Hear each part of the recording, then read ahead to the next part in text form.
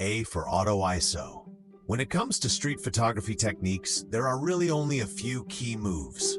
In the end, it all comes down to aperture, shutter speed, and ISO. I basically have a fixed set of settings. Shutter speed stays above 0.5 of a second, aperture is set to f8 or smaller, and the rest is adjusting the ISO. Fortunately, we're now in the era of digital cameras. Technological advancements have brought us the auto ISO function. Once enabled, it ensures accurate exposure. For example, when I took this photo in Guizhou, I saw 5 women all on their phones at the same time. An interesting scene. I immediately stopped down the aperture from my usual f8 to f11, kept the shutter speed at 0.5 of a second, and that's where the auto ISO function played a key role in achieving proper exposure.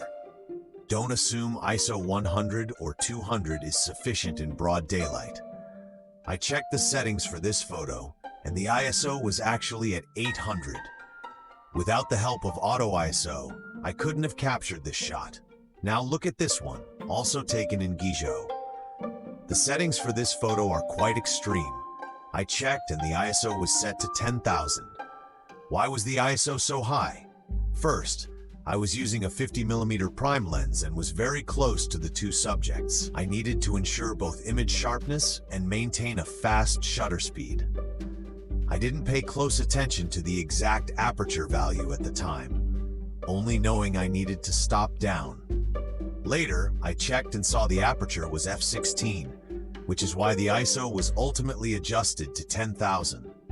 This is a photo of the Meizhou Fire Dragon, considered one of my representative works.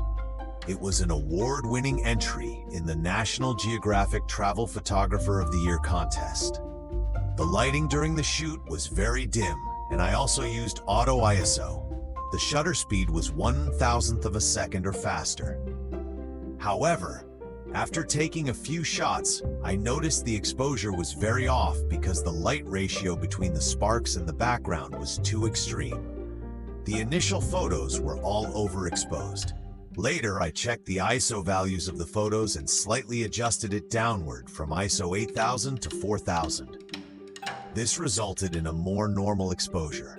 So auto ISO isn't a one-size-fits-all universal solution. Sometimes if things feel a bit off, it needs a slight tweak.